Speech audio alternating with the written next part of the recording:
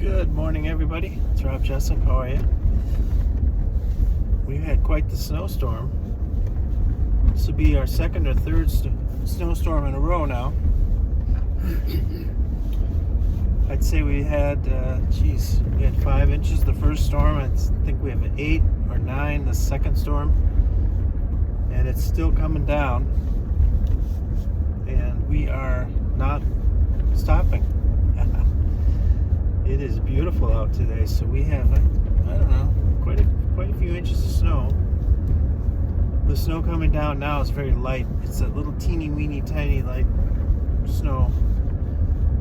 But now we're gonna get cold. Tonight it's supposed to be like 10 below zero, so I don't mind it. I actually like this, so have a great day. Bye.